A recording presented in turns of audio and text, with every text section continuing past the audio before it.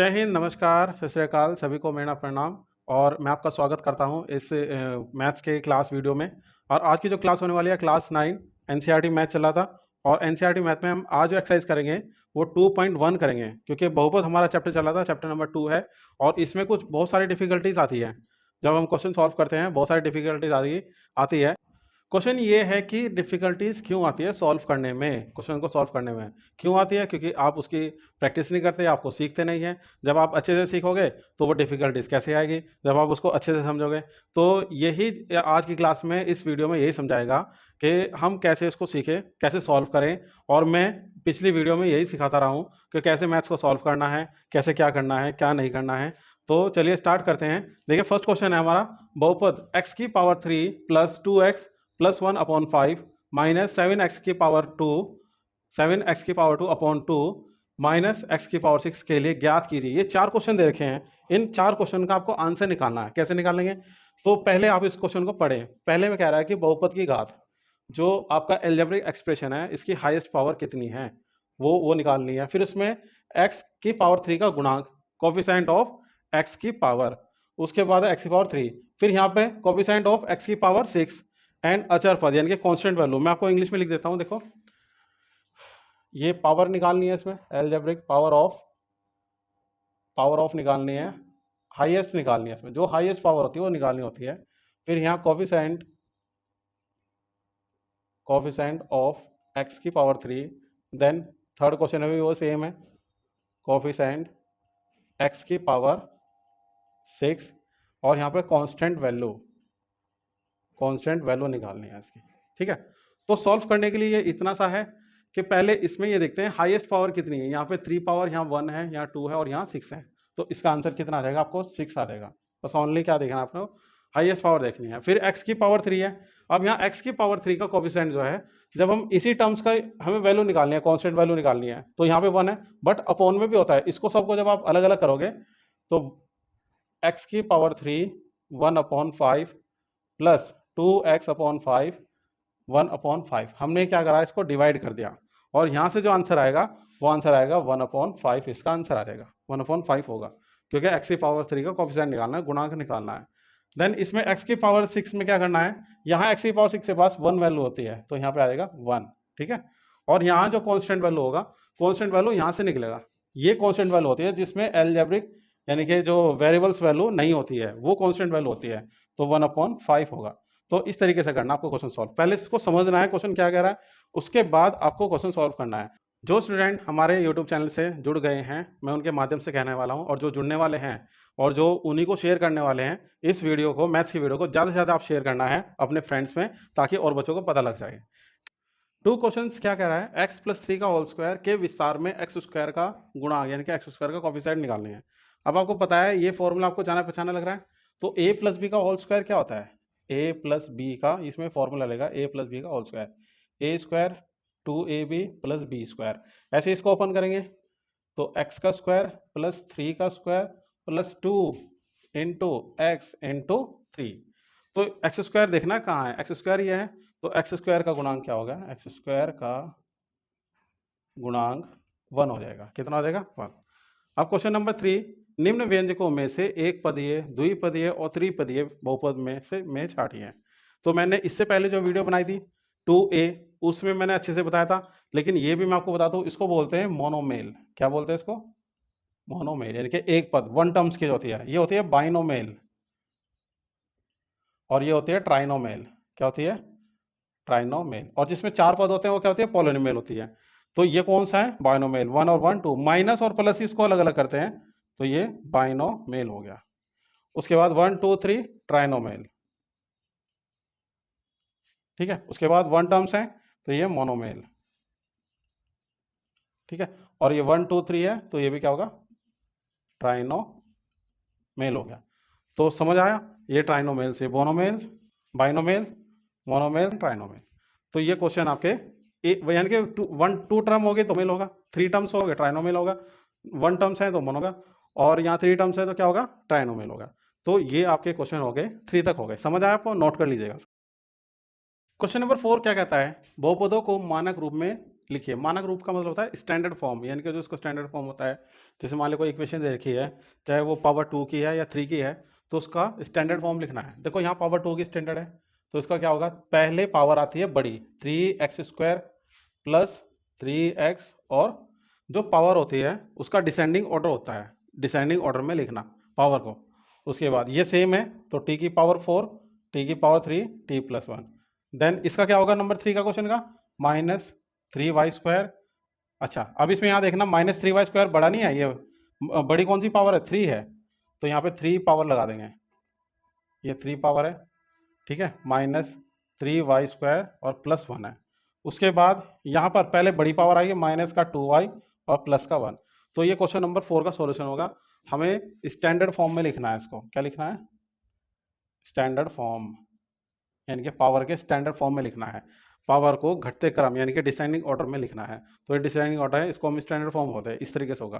Question number 5 क्या है, बहुपद में रैखिक द्विघात और त्रिघात, यानी कि ये होता है लीनियर, लीनियर, क्वाड्रेटिक, और ये क्या होगा आपका क्यूबिक, क्यूबिक इक्वेशन होगी।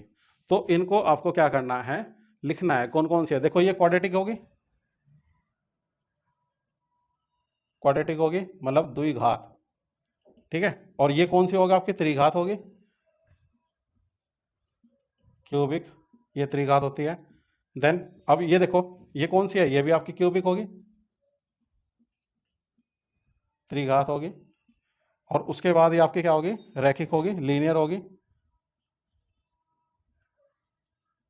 और ये कौन सी आपकी, त्रिघात, क्यूबिक, क्यूबिक यानी कि त्रिघातीय बहुपद हो गया, ठीक है। तो इस तरह से क्वेश्चन करने हैं आपको। जहाँ पे पावर 3 है, जो हाईएस्ट पावर है 3 है, वो आपका त्रिघात होगी, है ना, क्यूबिक इक्वेशन होगी। जहाँ पे 2 पावर है वहाँ क्वाड्रेटिक होगी, और जहाँ पे 1 पावर होती है वो आपकी लीनियर होगी। आपके वेरिएबल्स वैल्यू डिपेंड नहीं करती है, वेरिएबल्स वैल्यू कोई भी हो जाए। क्वेश्चन नंबर 6 है, बहुपद π/6 x² - 3x + 4 में x² का गुणांक ज्ञात करना है। देखो x² का गुणांक क्या होता है, यहाँ पर π/6 हो जाएगा, ये है ना, π/6 हो जाएगा। उसके बाद इसमें भी क्वेश्चन नंबर 7 में भी x² का गुणांक ज्ञात करना है, तो इसमें 3 आंसर आ जाएगा। देखो जो वैल्यू उसके साइड में लिखी रहती है वो कोफिशिएंट वैल्यू होती है, यानी कि गुणांक वैल्यू होती है आपकी।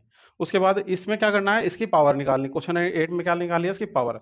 तो पहले मल्टीप्लाई करते हैं। देखो x मल्टीप्लाई करने का तरीका क्या है, x की पावर 3 को हम इसके साथ लिखेंगे, कभी मिस्टेक नहीं होगी, -2 को फिर हम इसके साथ लिखेंगे x² + 1 के साथ में।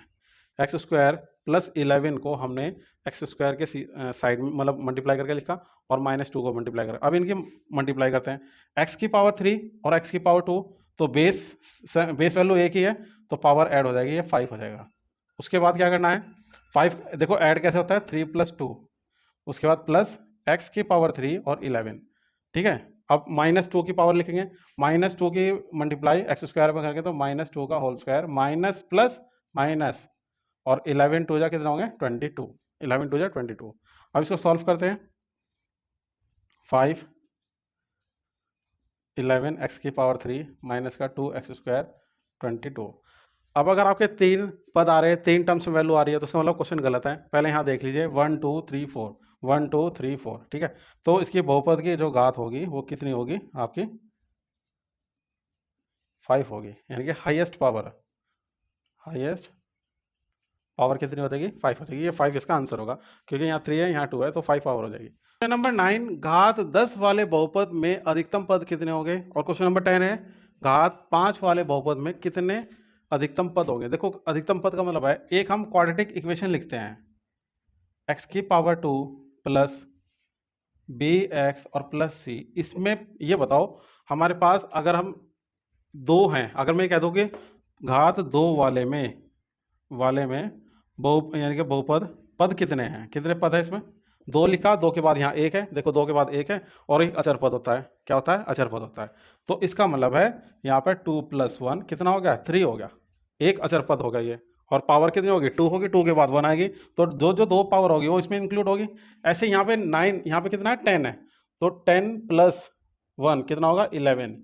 ये है पदों की संख्या, पदों की संख्या। अगर हम इसको लिख सकते हैं तो लिख सकते हैं, लिख लेते हैं, ठीक है। उसके बाद यहाँ भी सेम ऐसे ही है, पदों की संख्या नंबर ऑफ टर्म्स बराबर 5 + 1 = कितना आ गया, 6 आ गया। तो इसको अगर लिखना चाहें तो ये होगा 2x⁵, 3x⁴, 2x⁵ और x² + x, है ना, और यहाँ पर कितना आएगा 1। अब देखो यहाँ पे टर्म्स गिनते हैं, ये मैंने आपके बहुपद बना दिया 1 2 3 4 5 6, कितना हो गया 6, और = यहाँ पर 0, यानी कि हमें पावर के ऊपर काम करना है। अगर पावर यहाँ पे 5 है तो 6 आंसर हो जाएगा, 6 है तो 7 होएगा, और 10 है तो 11 होगा, 9 है तो 10 होगा। तो एक एक्स्ट्रा लेके चलना, जैसे यहाँ पे पावर कितनी है 2 है, ये क्वाड्रेटिक इक्वेशन है, ठीक है, इस चीज को समझो, ये क्वाड्रेटिक इक्वेशन है।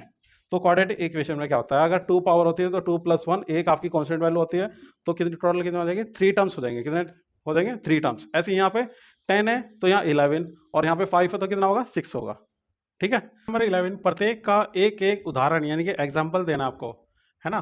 क्वेश्चन नंबर 1, घात 18 का द्विपदी है, बस घात 18 का द्विपदी बनाना है।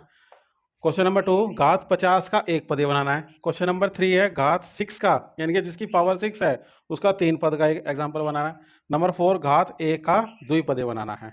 तो ये क्वेश्चन आपको करने हैं, इन्हें देख लीजिए, नोट करें क्वेश्चन को, और फिर हम इसको सॉल्व करना स्टार्ट करते हैं। इनको पढ़ करके कुछ समझ आया? देखो क्वेश्चन नंबर फर्स्ट क्या कह रहा है, घात 18 का द्विपदीय बनाना है। 18 पावर करनी है, और कुछ भी बना सकते हैं आप। यहाँ पर 2x⁸ और प्लस x⁵ लिख दो, है ना, 3 लिख दो, 2 लिख दो, कुछ भी लिख दो। तो अगर यहाँ पर अचर पद भी लगा देते हैं, आप इसको अचर पद भी लगा देते हैं, तब भी कोई दिक्कत नहीं है, ठीक है। ये क्वेश्चन नंबर फर्स्ट का सॉल्यूशन है। सेकंड का क्या होगा, यहाँ 50 का एक पदीय बनाना है, तो यहाँ 3x⁵, या y ले लेते हैं यहाँ पर, ठीक है, यहाँ x ले लिया, यहाँ पर 4y⁵, रखनी 50 पावर है, ठीक है। जब आप एग्जाम में करोगे तो एग्जामिनर कट नहीं करेगा, क्वेश्चन सॉल्व करेगा, मतलब आप राइट करेगा, मार्क्स देगा उस पर। घात 6 का क्या है, घात 6 का में त्रिपदी बनाना है, तो यहाँ पर ले लेते हैं 5y⁵, 3y⁵2 और प्लस 7, देखो त्रिपदी हो गया आपका, ठीक है, ये त्रिपदी है। उसके बाद घात 1 का द्विपदी बनाना है, तो घात 1 का पदीय क्या होगा, x + 7 या y + 7, z + 7, p + 7 लिख दो, q + 7 लिख दो, है ना, कुछ भी लिख सकते हैं, q + 1 लिख दो। तो ये आपके क्वेश्चन हो गए, इनका सॉल्यूशन होगा। क्वेश्चन नंबर 12 है, बहुपदों की पावर निकालनी है, यानी कि घात निकालनी, जो अलजेब्रिक एक्सप्रेशन दे रखा है, इनकी पावर निकालनी है, ठीक है। तो हाईएस्ट पावर देखो वही है, हाईएस्ट पावर निकालनी है, तो यहाँ पर कितनी होगी, हाईएस्ट पावर, है ना, इसको हम लिखते हैं उच्चतम घात,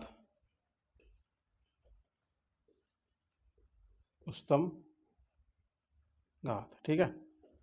कितनी आएगी 7, इसमें कितनी आएगी 0, यहाँ पर x की पावर 0 लेंगे तो 0 आएगी यहाँ पर। इसमें कितनी आएगी आपकी जो पावर है, वो पावर भी यहाँ पे क्या ले लेंगे, 0 ले लेंगे, क्योंकि अगर किसी की पावर 0 होती है तो उसका आंसर 1 रहता है, तो यहाँ भी 0 है, और यहाँ 4 है, 4 इसका आंसर है, ठीक है। ये क्वेश्चन नंबर 12 का सॉल्यूशन। यहाँ पे 7 पावर है, यहाँ पर 0 पावर है, यहाँ भी 0 पावर आ गई, ये वाली पावर देखनी है, यहाँ पे 4 आएगी, ठीक है। अब क्वेश्चन नंबर 13, बहुपदों में से प्रत्येक का t² का गुणांक ज्ञात कीजिए। यहाँ पे t² का, यहाँ पे क्या है, नंबर 1 है, ठीक है। यहाँ पे t² की वैल्यू है नहीं है तो 0 आ जाएगा, ठीक है, यहाँ पर 1 आ जाएगा, और यहाँ हमें t² मल्टीप्लाई करना पड़ेगा, पहले सॉल्व करना पड़ेगा। t के मल्टीप्लाई t में करेंगे तो t² आ जाएगा, t1 = t और +2, तो इसका आंसर कितना आ गया, 1 आ गया, इसका आंसर 1 आ गया, इसका कोफिशिएंट कितना आ गया, 1 आ जाएगा। यहाँ पर 1, और यहाँ पर कुछ भी t² नहीं है, वो जो टर्म पूछ रहा है वो टर्म्स नहीं है, तो यहाँ पे 0 आ जाएगा, और यहाँ पर 1 आ जाएगा। तो ये क्वेश्चन नंबर 12 और 13 के सॉल्यूशन हो गए, आप इसको नोट कर लीजिएगा, और फिर रिवाइज भी करना आपको। देखो बच्चों, एक बात साफ है, जो मेहनत करता है वही आगे बढ़ता है, जो अपना काम समय पे करता है और डेली करता है, डेली ख़त्म करता है, डेली रिवीजन करता है, वो ही आगे बढ़ता है, उसके ही मार्क्स अच्छे आते हैं, और वो सफलता की ओर एक कदम बढ़ा लेता है, ठीक है। तो क्वेश्चन नंबर 14 है, बहुपद में से प्रत्येक पद का गुणांक लिखिए, ठीक है, गुणांक लिखना है इन सब में, ठीक है। y का गुणांक क्या है, y² का गुणांक क्या है, y का क्या है, तो यहाँ y⁵ 3 का गुणांक, ठीक है, कितना हो जाएगा 1, और y² का गुणांक कितना हो जाएगा 3, ठीक है, यहाँ से 3 हो जाएगा। उसके बाद y का गुणांक 3 हो जाएगा, ठीक है। अब यहाँ देखना है, अब इसमें इस क्वेश्चन को जब सॉल्व करते हैं तो एक्स स्क्वायर का गुणांक, ठीक है 1, और यहाँ एक्स का गुणांक कितना हो जाएगा, √2 और पावर 2 हो जाएगा। ठीक है, ये क्वेश्चन नंबर 14 का सॉल्यूशन है। ऐसे करना है, गुणांक निकालना है।